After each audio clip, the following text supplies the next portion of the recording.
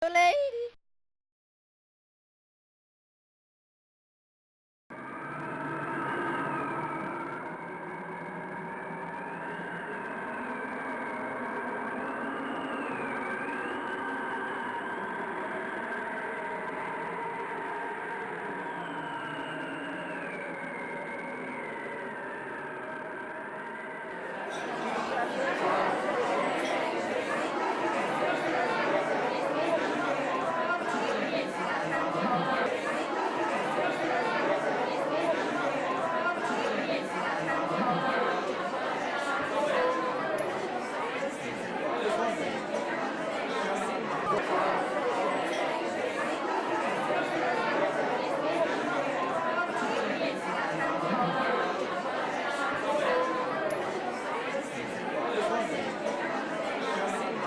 So we travelled around Australia for about a year and then we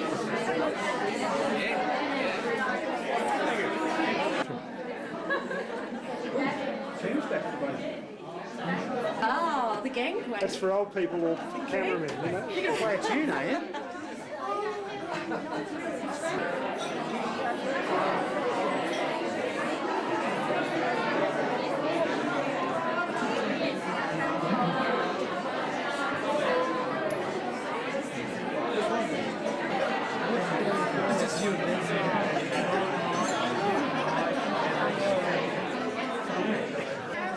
Everyone's got to be somewhere.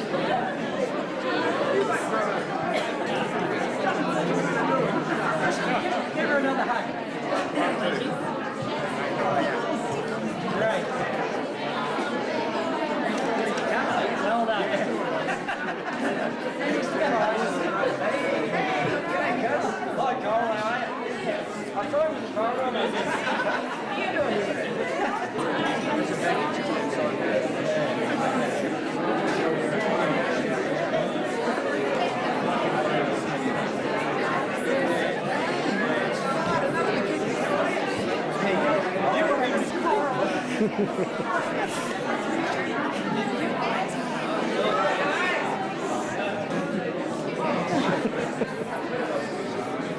nice. What would everybody like to drink? Red wine, white wine? Yes.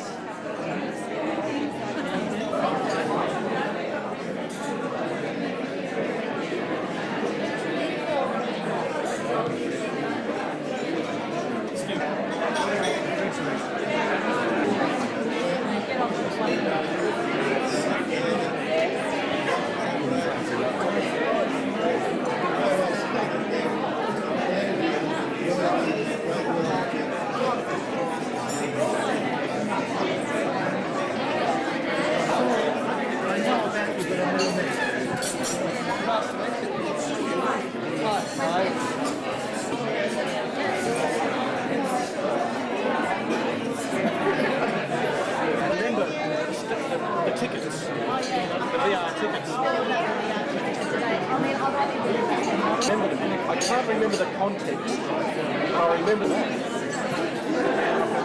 I used to stand over it.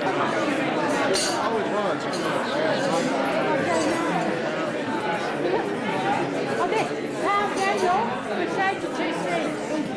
These two, Mary and Greg are here, and you were both there.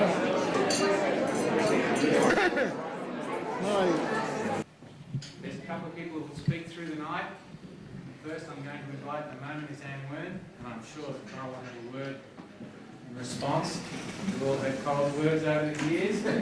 Some we like, some we don't, it's all we remember. I'll keep it really brief.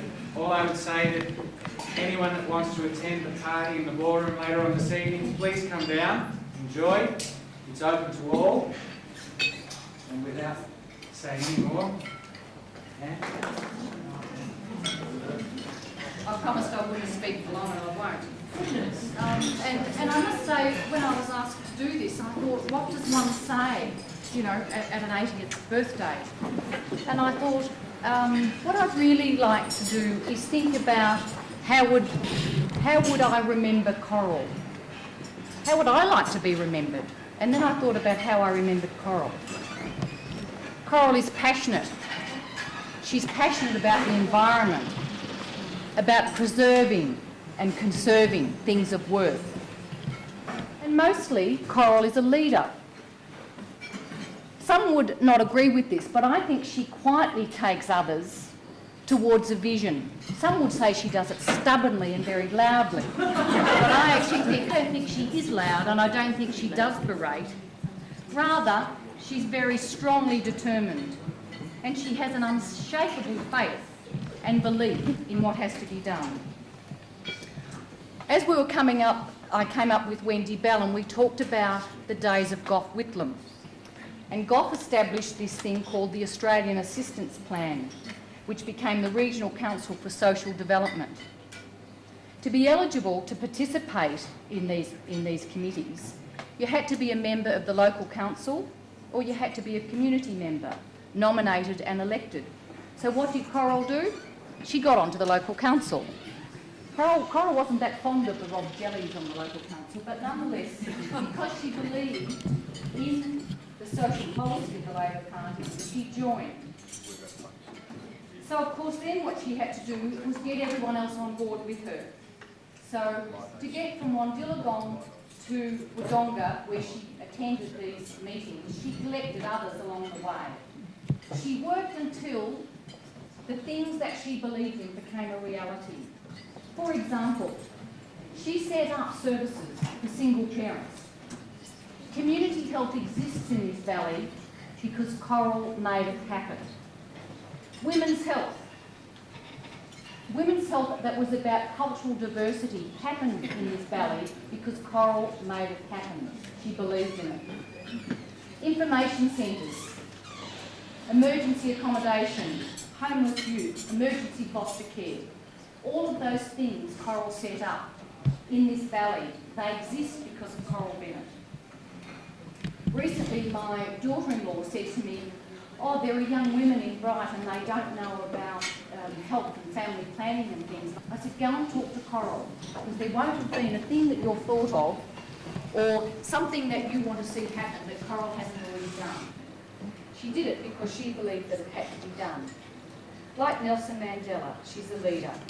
She has the strength and patience to hold on to a vision because it's right and because fundamentally she believes in the collective good. When I was a child, I lived at Everton in an old house, and I used to have to go from the kitchen to my bedroom, and I don't think my feet touched the ground because I was so scared. I was scared of the communists because I was a Catholic. And I can remember being a little kid being absolutely terrified of the communists. Then I discovered that Coral was a communist, that her parents were communists. And over the years, I've tried to imagine what it was like for Coral and for Coral's family to be brought up as communists during the Cold War with the Catholics and no doubt the non-Catholics, the Protestants who we weren't allowed to talk to. No doubt everyone believed this, that domino effect, they're coming down through Asia. We're going to be overtaken by the communists. And she did this, and this, I think, is where her notion of the collective good came from. It comes, I think, from her communist parents and the upbringing that she had. She has a passion for preserving the precious.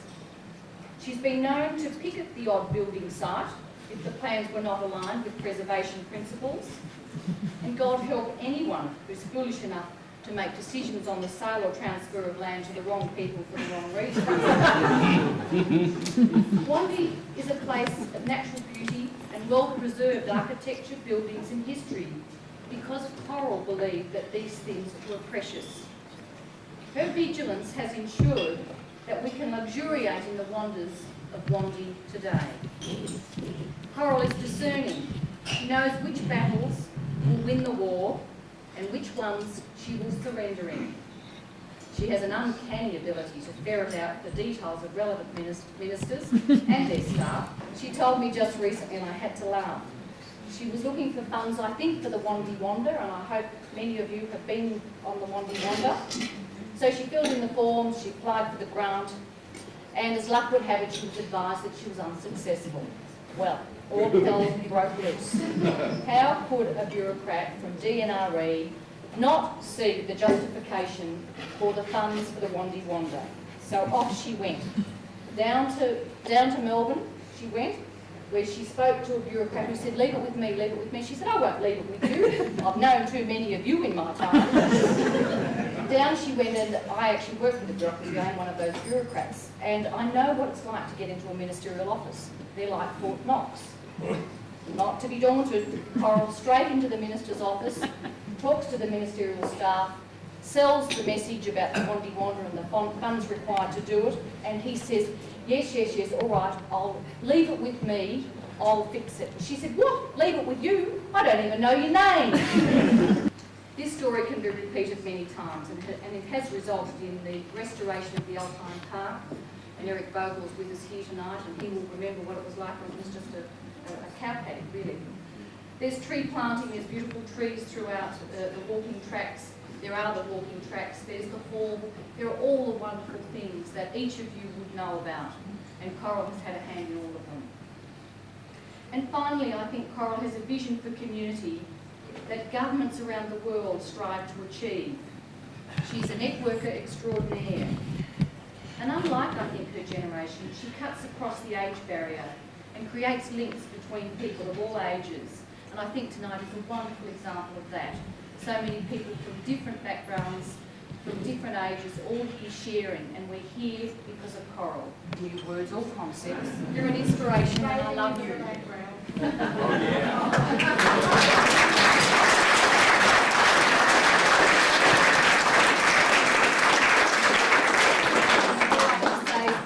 Like Coral at 80.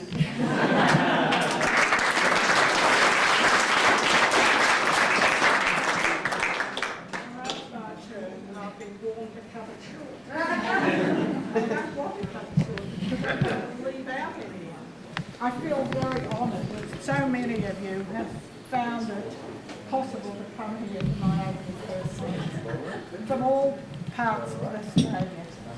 And really it's been a wonderful sort of thank you to me, and I appreciate it very much, all those who travel. If I'm a bit emotional, but okay, what to talk about? Well, recently I had a phone call from someone who was making an apology for not coming tonight, and a very old friend, and I was disappointed, but she was explaining she had other things, her husband wasn't well and everything, and anyway, in the course of the conversation she said to me, what do you do with yourself all day? Are you on these committees still? And I said, no more committees, I hope. Do you go to night meetings like you used to? No, I gave them up since the car crash and wrote that off. So unless I'm chauffeured with them, I won't go to another night meeting. Okay, so what do I do with myself all day? It's rather very hard to explain to her. Sort of thought about, and I thought, look, I'm old, I'm really slow at what I do, I don't do all that much. So I then set about thinking, what about an ordinary day? Just a typical day. Well, I get up early, I make myself a cup of tea, I come downstairs and my day starts somewhere between 6:30 and 7, quite often in the dark. So I clean up the dishes from the night before, I'm not terribly good at that. I put on the washing. And then I noticed this, I've received this report that a child has slipped on the swing bridge on the Wandiligong and hurt itself and may be making a complaint. So I thought I'd better go and check that out. Now this sort of thing can vary because on one recent occasion a note was pushed under the post office door and it says that a beehive was being built in the bird hive. So a beehive won't be very friendly. So I better go down through that. So I went past and Lucas was on his front veranda and he said, "Come and have a coffee, Coral." And I said, "Oh, it makes lovely coffee." Now occasionally Terry McCormack rings me up and says, "Look, can you check out if there are any empty drums floating down the creek between this spot and the swing bridge?" And I thought, "Oh God, I suppose I can." So off I go to check out that later in the day. But on this particular morning, I was off to the swing bridge early. It was a really heavy frost. There were frost patches all along the way. I got over to the swing bridge. There was a little camp there, just a car and some people huddled around a little camp table, rugs over their knees and everything, having their breakfast. So I had a little word with them. They said, "This is the most beautiful spot." And I said, "Yes, I know it is, because it isn't a camping area." They said, "Oh, we'll leave everything as it was." So anyway, so then I had a talk to a visiting ex-local who was there. We talked about the fact that the creek had very little water in it, but there were springs still running. I had a look at the wire netting, it was intact, so I left that. And on the way home, I collected a few spare plastics around the tree guides, carry notes, and I came home. When I got home, I knew that I had this dreadful form from Central, 11-page pension form. Well, if you've ever filled in an 11-page pension form, it was overdue, and I didn't want to lose a little bit of miserable pension I was getting. So when I looked at it, I thought, when does an asset become a non-asset? I couldn't work it out, but I did my best. And then it came to the part, I thought, how can they show that I've got an increase in my assets from the previous year when I've already lived off my assets? Well, I can tell you Centrelink can work it out. And they would be the best friend at Costello that anyone ever had. So I did my best. I took it out to the post office, put it in. By this time, it was time to have a coffee, so I grabbed a coffee, went outside, grabbed the age, and I thought, okay, what haven't got much time? So I read the obituaries.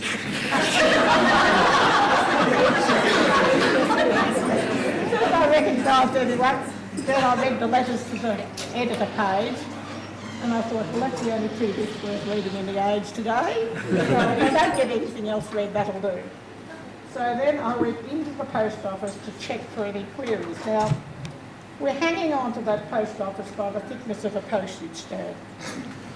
Believe me, it's hard. There was an edict issued that we were to be closed down by March last year. So we really are just ignoring that and carrying on as if nothing had happened. And very, very difficult. There's all sorts of paperwork more involved. And also there's this dreadful thing called the Australian Government Privacy Act. I don't know whether many of you are aware of this, but it's fairly draconian. It means that I can pass on, or Australia Post can pass on any of the information that you put on your form when you fill in to apply for a post box. They can pass it on to any government agency, regardless. You don't have any say. Now, and I'm not... See, lots of people come into the post office and they ask me, where does so-and-so live? I had a relative who lives here. Where do you think I could find them? And in the past, we just said, oh, go down this road, go down that road. They're there. But now, you have to hesitate. I'm not allowed to do that in the post office unless they have given me permission beforehand. So, another lot of papers had to go out getting their agreement to this, had to get their agreement so they can send them anyway. So then it became a quandary. When am I a postal worker? When am I an ordinary citizen? You know, if I go out for 5 days and stand there. Okay, on this occasion the post office window closed. Marilyn Patterson came in, collected a whole lot of parcels for the school, made a lot more space in the post office. So I collected my mail and I sorted it into ordinary, non-threatening, and bureaucracy gone mad. Some yellow-tailed black cockatoos. And these have been so rare for so many years, it's quite an event. So I race outside quickly to see if I can catch a glimpse of them. And they've gone down the valley. Now, when Shocker Schultz is working in the diggings for us, he always tells me if he's seen a group of them. We get very excited because it's wonderful to see them coming back. By this time it's close to 2 o'clock and time to think about lunch. So the post office is closed. Then I got a phone call from Alison Smith. Welcome surprise, and very much a coincidence because I've been thinking of contacting her. I need a book about women pioneers and I knew she had read it. And I'd looked up her phone number and was going to ring her when suddenly she rang me. And yes, she forgets me. So great victory, very much, it was great. Then a stranger came to my side gate. I looked at him and he said to me, look, I'm a bit late in the season, or I'm a bit early in the season, I can't remember. And he said, there's a lady I used to buy pickles and jams from. She made them in her kitchen in Wandiligong. Could you tell me who it might be and where she might be? So I thought, Privacy Act. I wonder if it could be a health inspector.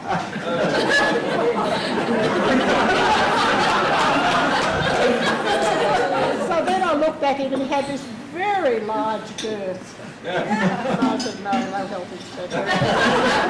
He just likes eating. So anyway, I sent him off to the likely lady.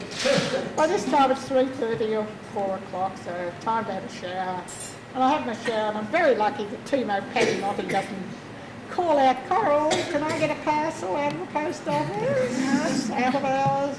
No, Timo, so I'm right. Okay, so I have my shower and go downstairs and I'm thinking about tea. What will I have for tea? For the evening meal. Well, then there's a knock at the door. There's a very diffident man standing there and he says, well, Mrs. Bennett, do you think you could supply me with some more trees to plant down along the creek frontage? And I said, oh, that's easy. Yes, I can give you some more, but we'll wait till the rain comes and the weather breaks and then I'll give you some more trees. And I said, this time, try not to plant them in a straight line, but straight. I wanted to know Grandpa Jack. He was wonderful to his grandchildren. He taught Laura and Sally to play chess. He taught Carly a bit of woodwork. And what's more, politically incorrect, he taught Dougal and Angus to shoot. Well, he believed that people should know how to handle firearms and how to handle them safely. So he took them out to the age they were so tired it's unbelievable. And he taught them, and he said, if you're going to shoot straight. So okay, he did that. And he had Dana, who really loved the chooks and the feathers. And with Ellie and Brooke, he struggled along with that wretched marble game and go there, and he smiled as he nursed baby over there. He was just baby. Next day, now I'm a widow, and I'm 18. I'm actually 80.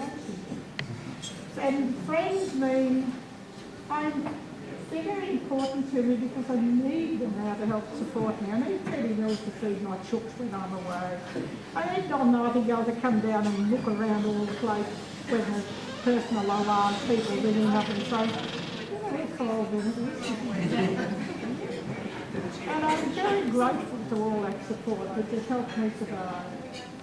Okay, and with Carly Gilman I have discussed women's themes and read women's books that she's read me. And in later years I have I've started to reread Primo Levy's books, that's the new ones. And when we say, greetings comrade, g'day mate, Oh, hello, my friend. It means the same. Friends are precious. They are the glue which holds my life together. And I want you to realise that. And I'm now going to ask Margaret Stewart to finish for me. Thank you, Margaret.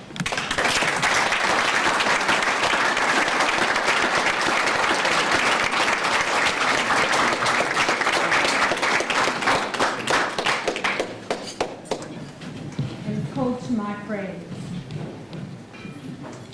Dear friends, and here I say friends in the broad sense of the word. Wife, sister, associates, relatives, schoolmates of both sexes. People seen only once or frequented all my life.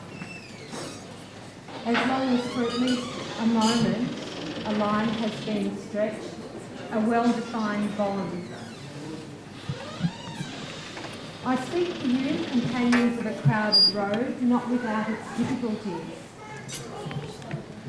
And for you too, who have lost soul, courage, the desire to live. Or for no one, or someone, or one person, or you who are reading me. Remember the time before the wax hardened, when everyone was like a seal. Each of us bears the imprint of a friend met along the way, in each the trace of each, for good or evil, in wisdom or in folly. Everyone stamped by everyone. And now that time draws in and the undertakings are finished, to you all, my humble wish that the autumn be long and mild. Thank you, Margaret.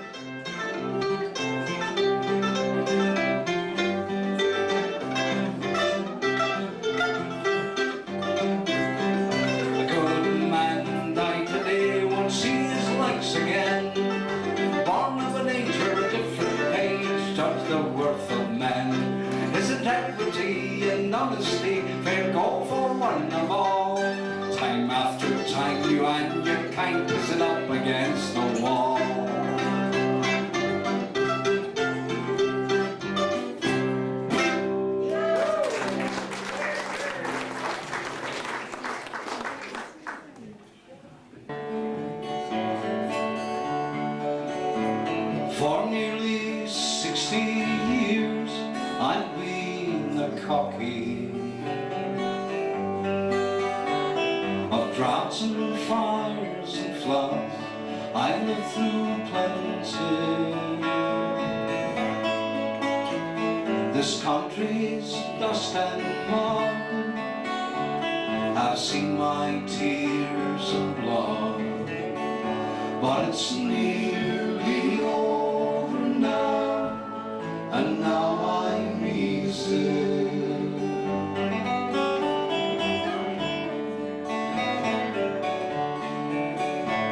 I married a fine girl when I was 20, but she died in giving birth when she was 30.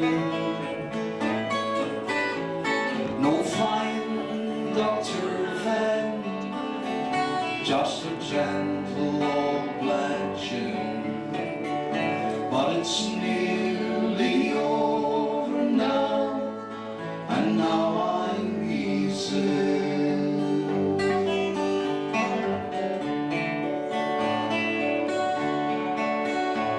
She left me with 2 sons and a daughter on a bone-dry farm whose soil cried out for water.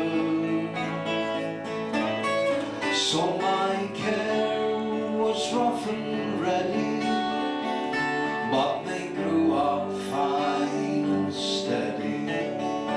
But it's nearly over now, and now I'm easy.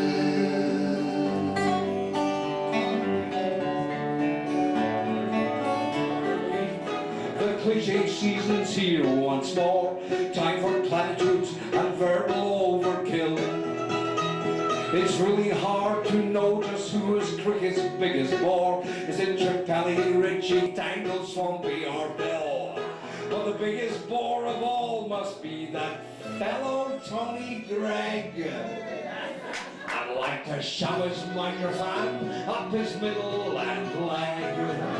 Yes, bugger me, I'm sick of all these flannel fools. Wish Channel 9 would give them all the shaft. Yeah, yeah, yeah, yeah, yeah, yeah. Yeah, yeah, yeah, yeah, yeah. Yeah.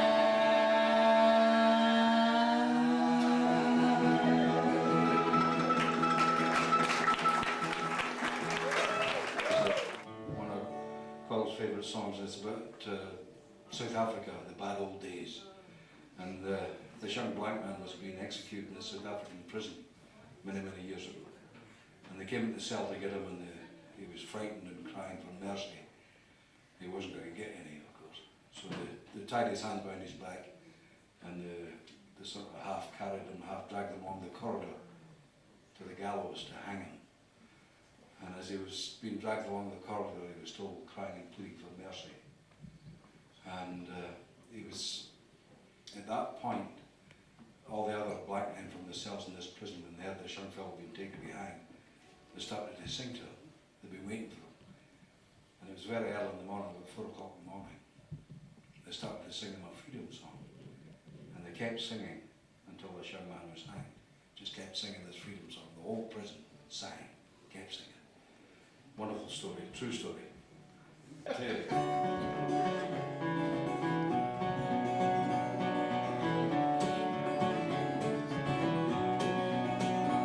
They came for him in the morning, and now before the dawning, the pale red moon was waning in the African sky. Oh, the cell door flew wide open, and they stood looking at him as he took him and they bound him, tied his trembling hands behind him. He felt his courage leave him, his manhood disappear, his legs not support him, so from the cell they dragged him. He sobbed and screamed and cursed them in his loneliness and fear. And sing, yes, spirit home.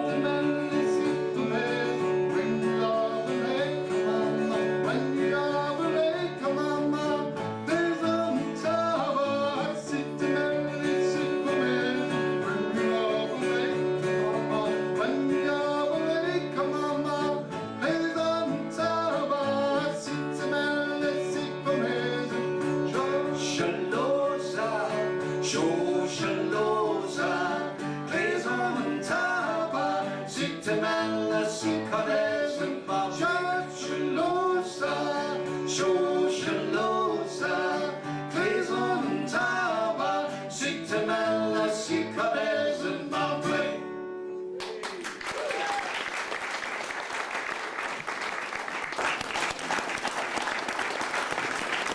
another song.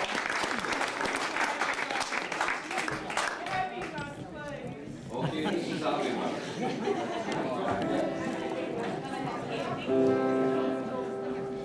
Happy birthday to you.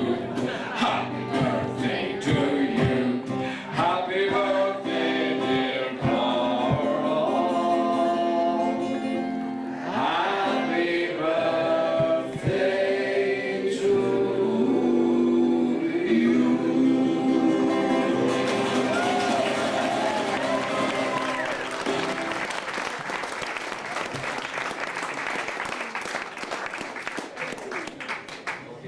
Temptation, the male stripper, will be on in 5 minutes. What a wonderful evening, entertainment, good company. The conversation of a male stripper. If anyone wants to strip around, stick around, did I say? I'm about to put Mitchell in his jammies, so by all means. For the rest of you, there's coffee and tea down the back. It's going to take us about 5 minutes just to reset for the next act. Please go and get your drinks, coffee, tea. Okay. Toast. Hey. Toast. Hey, money bastards, let them have cake. Three. Yeah, it's, Minus it's three. negative 3.5. Let's just round it off, eh? He's just having a ball. That's right. Still snowing, Hey, John. Whoa.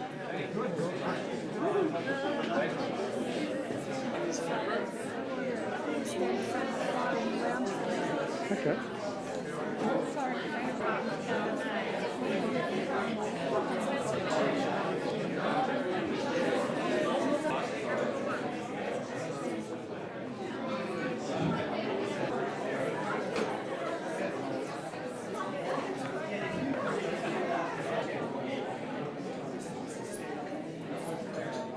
Can everyone hear at the back? No. Ah, no. Please. Everybody quiet. Thank you very much. In the Bennett family, there's been a long tradition of using birthdays to exhibit particular silliness. Those of you who can remember Jack's 75th, I think it was, where we assembled a particularly strange apparatus which combined his interests in firearms, ship husbandry, and various other aspects. Plumbing, exactly. Know that this is not something we let go when Coral was going to turn 80. She expressed a desire to Dave here to not let this opportunity pass, and he has felt up to the challenge. I am the mouthpiece for this particular occasion. Dave is the maestro. Now, thank you all for coming and to celebrate the coming of age of one Coral Bennett. In trying to decide how to celebrate such a full and eventful life, the Faceless Planning Committee, very Kafkaesque, decided that Coral's past had been well and truly trawled over, particularly after the pre-dinner speech, and that only the period not investigated was the future. So, with your indulgence and the help of the most advanced and sophisticated technology imaginable, we would like to present Coral, This Is Your Future.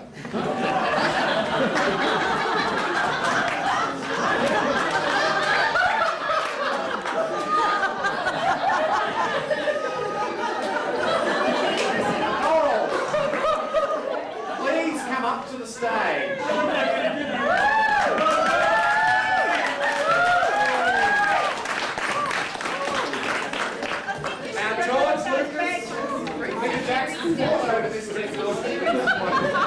But we got it first. And here it is.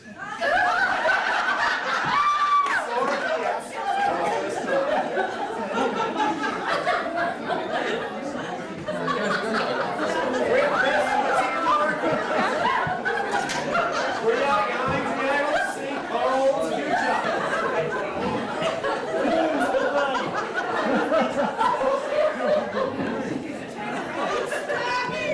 Everyone.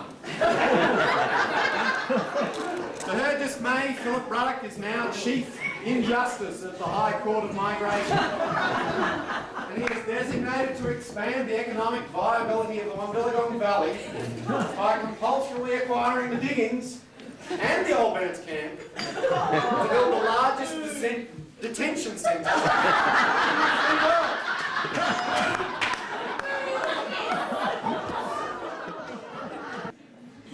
Ruddock realises his only hope of success is to take out the power source of the Wandiligong Preservation Society and have Coral Bennett cryogenically frozen for her own good. You know it, it's 2022.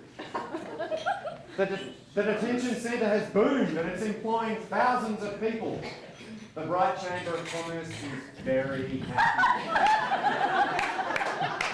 To cater for the expanded population, a mega mall and casino complex, supermarkets, hypermarts, megamarts, hotels, multi-storey apartments, and a 64-month truck stop called Bennett's Mega Truck and Go.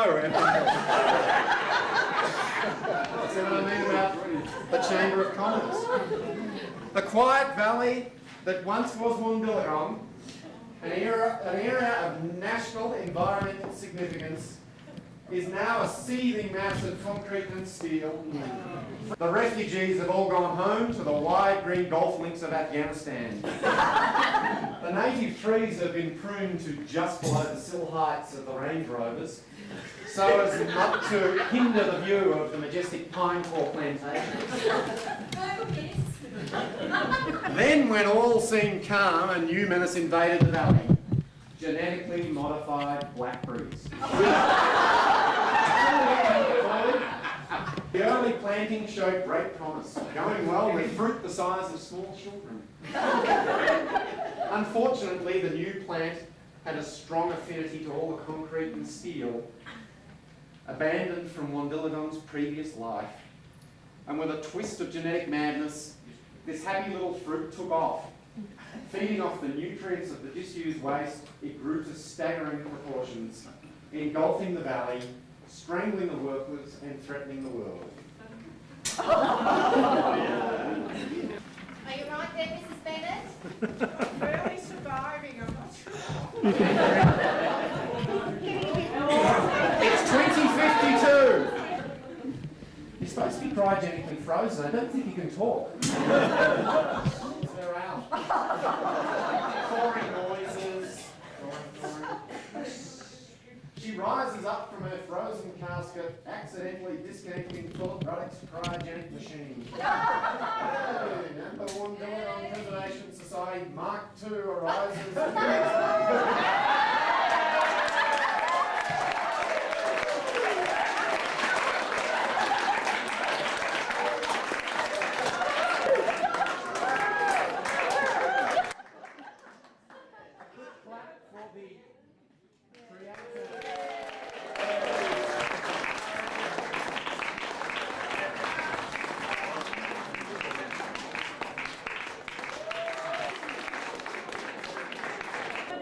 And then we're cutting the cake, everyone, so bear with us.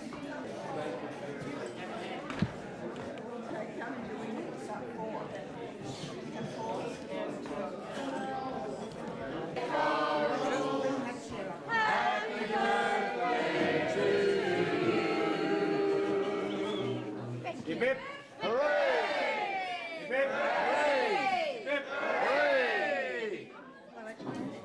Why couldn't they find 80 candles for you, Mum? No, we want the cake to catch on fire. It's a bit tickly.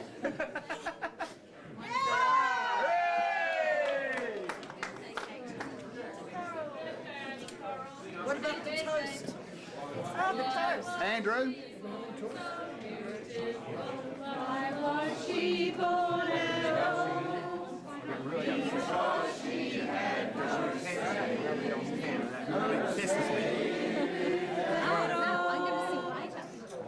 That's why I was asked.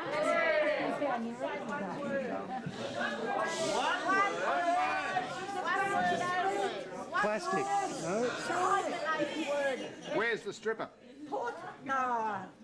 Pussy willows. hasn't been mentioned. Oh, thank God we've evened it up. I mean, the evening would have been ruined if we hadn't mentioned it. To Coral. Pussy Willow.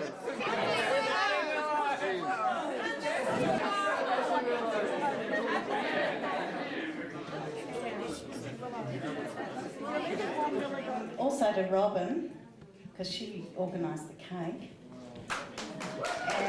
and made it, I might add. I'm just not sure. I suppose Dave and Maury and all those people who just did the, you know, Stug and Sal who raced around and bought, you know, what do you call those white coats to carry people away? Andy, who's sort of MC tonight. Birthday, Grandma. Okay, if everyone's got a glass, cheers. We want everybody in a great big circle down here. All right. Come on, you've all had heaps to drink, so it's a big time to have a little bit of lazy Harry aerobics. Everybody in a great big circle, right down the front, come on. About 30. Coral is 80, and she is fantastic. She's going to get up here in a minute. Come on, all you guys. Anybody over 30, you've got to come down here down the front. Yes.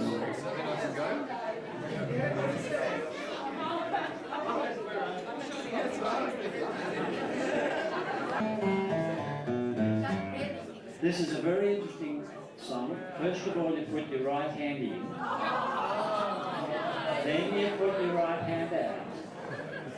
You put your right hand in, you shake it all about. You do the whole body and you turn around. Well, that's what it's all about. Oh, hoggy buggy. Oh, hoggy buggy. Oh, hoggy buggy. That's what it's all about. You put your left hand in, your left hand out. Your left hand in and shake it all about. You do the hoggy buggy and you turn around. That's what it's all about. Oh, hoggy buggy. Oh, hoggy buggy. Oh, hoggy buggy. Yeah, that's what it's all about. Put your right side in, your right side out, your right side in and shake it all about. You do the hokey pokey and you turn around. That's what it's all about. Oh, hoggy buggy. Oh, hoggy buggy. Oh, hoggy buggy. That's what it's all about. You put your left side in, your left side out, your left side in and shake it all about. You do the hokey pokey and you turn around. That's what it's all about. Oh, hokey pokey. Oh, hokey pokey. Oh, hokey pokey. That's what it's all about. And we love it song. Please my friend down the truth. It's right, oh, worry, all the capture of a wild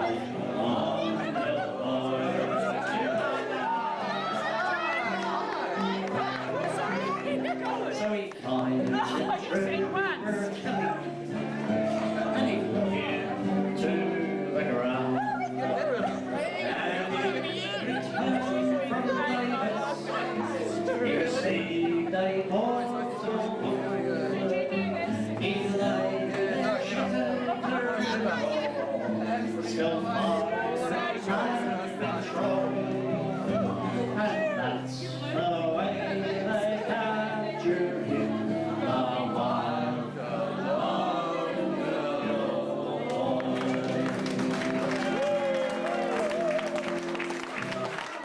One more time and I would have been there.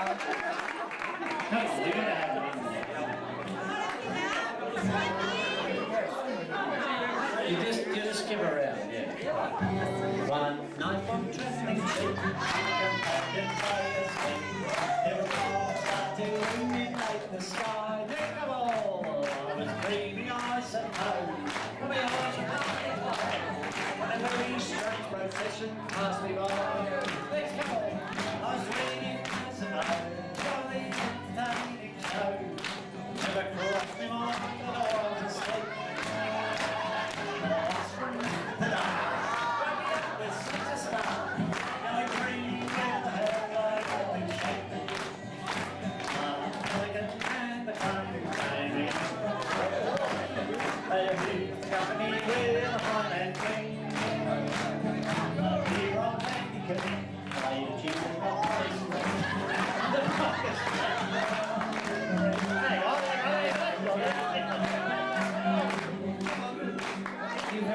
invented the dance. All the others step forward. Step forward, all the others. And let the drongo join in. Come on. Come on. Join in. Now, what happens is you dance around, the music will stop. And then you grab a new partner. The pelican and the crane, rising from on the plain, and amuse the company with a highland wing.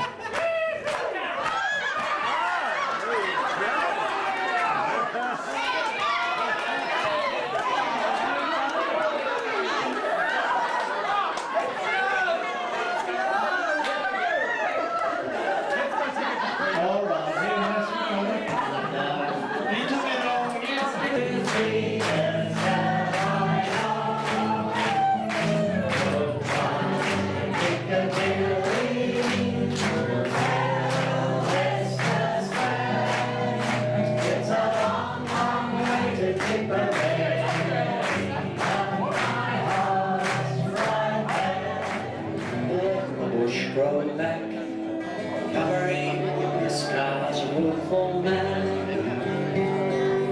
living in the valley of song, lying the old gum tree, earth and fire and water, old Wandiligong, source of life and love for you and me.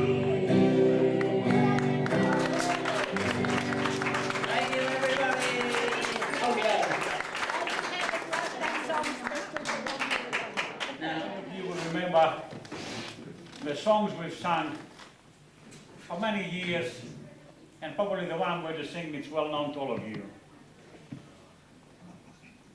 Last night I had the strangest dream I never dreamed before.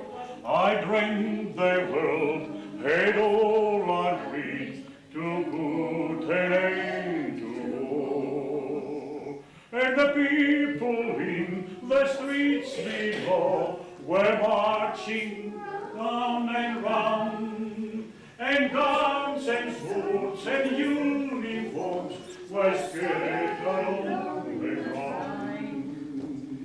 Last night I heard the strangest dream I never dreamed before. I dreamt the world had all agreed to put an end to war.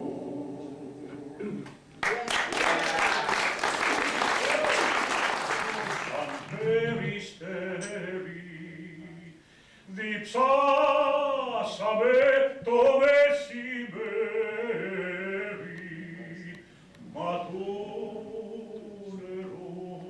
lì fuori.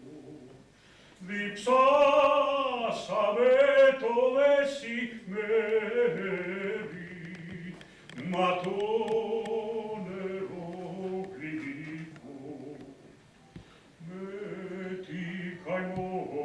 Metti caradia, tipo no che ti pavo, metti zoi mazalafos,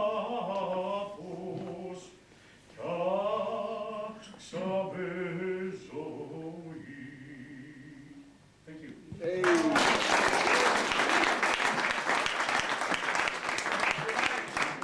The great connection of the Bennetts, most of you know the story and the history of it. For those who don't, it goes back almost 50 years. It's been through not only songs and dances, but sharing ideals, ideologies, views, better world, better environment, and knowing more about each other. When I first came to Australia, I knew something about Melbourne and Sydney, but never of Wandiligong. And then I found myself at Wandi. And how little Coral also knew, that she knew something about Greece and the Parthenon, but never a place called Drimadas, the village I was born. And she and Jack came and visited the place, and she's got a fair idea how come that we've chosen Wandi as being a home away from home and called the house Drimadas. Yeah. Yeah.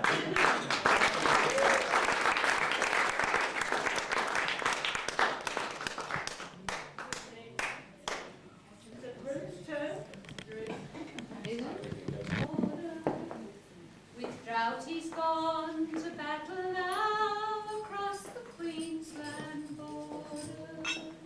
He's left us in dejection now, our thoughts with him are roving. It's dull on this election now, since Andy's gone a-droving. Who now shall wear a cheerful face when things are glowing slacker?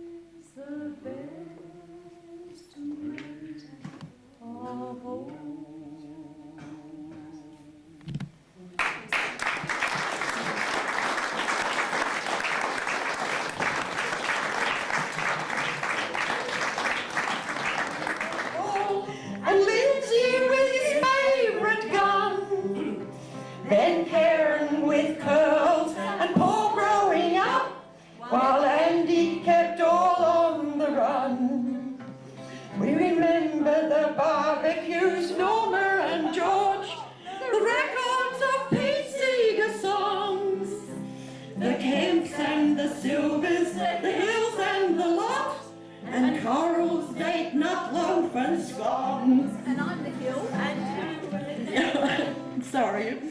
And who was the mover and shaker of all? The dynamic redhead so small, a formidable enemy of courage and skill, and a fabulous friend to us all. How did she do it, this small dynamo? Her true fighting spirit not done. But she wasn't frightened to step on a toe, not always the popular one. And now she is 80, she doesn't look half. Happy birthday, we hope many more. And thanks for the past, and surely not lost, the memories of Bennett's old store.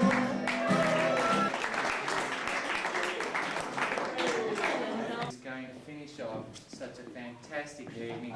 What else could we do but Mark? Lazy Harry. Yep, great.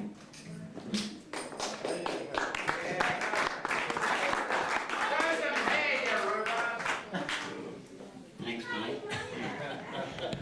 Oh, it's been a great night. And look, we could really go on all night, couldn't we?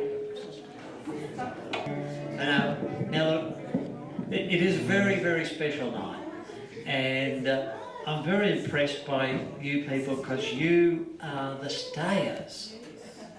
Now, the stayers are very, very important people in our society. All the ones who have gone to bed, they're not the stayers, but you are the salt of the earth, all right. So we have to finish off this evening on a really bright note, because I am going to issue you a little bit of a challenge, and this is going to be a challenge to Coral as well, because I reckon we are going to be here again in 10 years' time. Yes! For Coral's nice line out the back, a veranda out the front.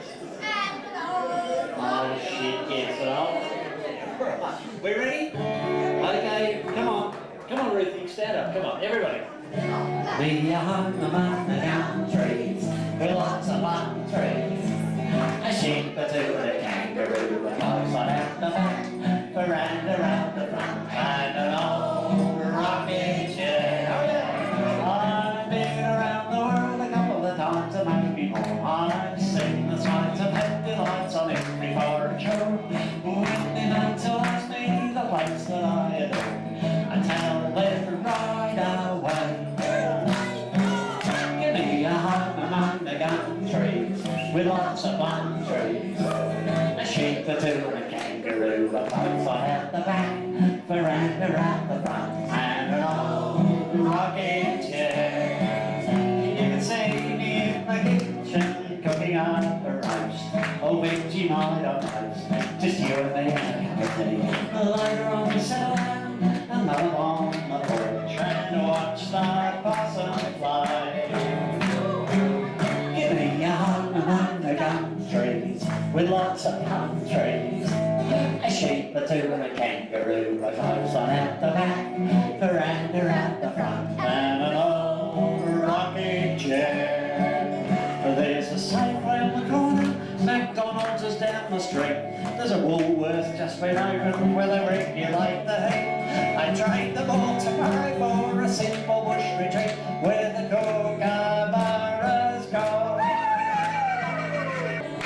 Get one more go, this is it, alright. Some people like the houses with fences all around. Others live in mansions and some beneath the ground. Me, I love the bush, you know, with rabbits running round and a pumpkin vine out the back. Give me a home among the gum trees, with lots of palm trees. A sheep, a two, and a kangaroo, a fox on out the back, veranda at the front, and an old rocking chair, and an old rocking chair.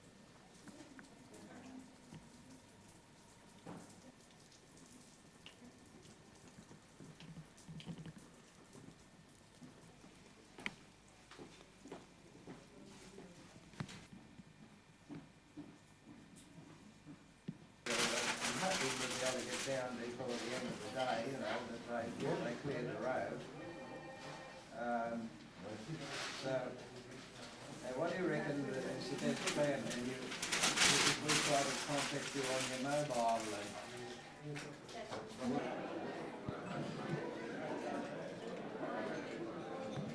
Have you done a quick lap around the premises outside. to record the whole thing before the snow drops? What Olga had for breakfast. What Olga had for breakfast.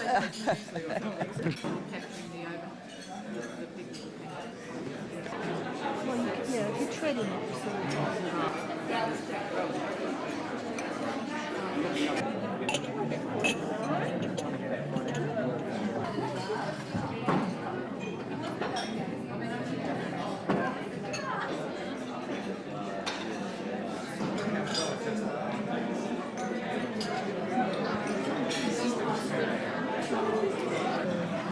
I mean, there's not a lot of people around, so I knew we had sheep, but not sort of thing. The stand's still going to be there. Other people can't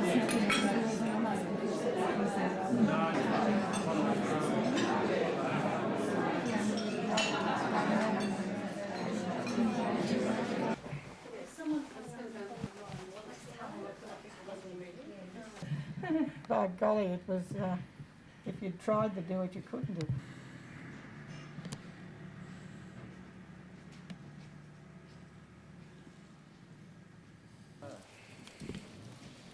Yeah, I know.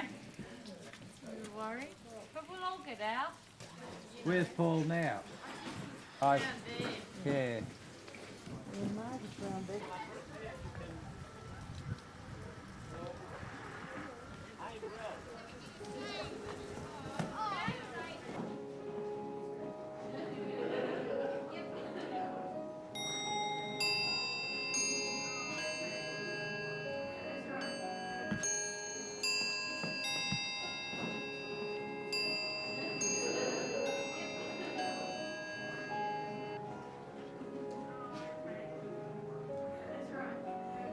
It used to be run by the railways, and it had a series of managers who did very badly by it, or the chalet did very badly by them, and then one came along and he noticed that the lead-like windows over here were filled with plywood or masonite or something, so he thought he'd try and improve, and he went off making inquiries as to where he could get some made, you see, and he had this pattern, and in amongst his inquiries, someone said, "Oh, I can tell you where the real windows are."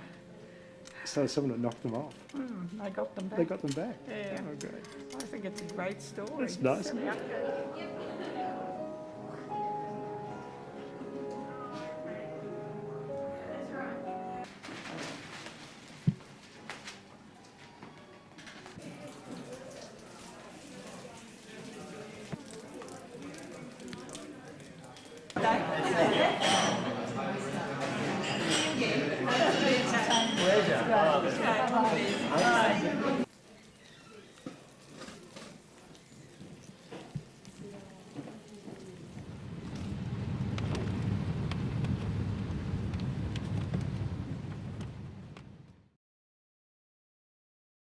Lady.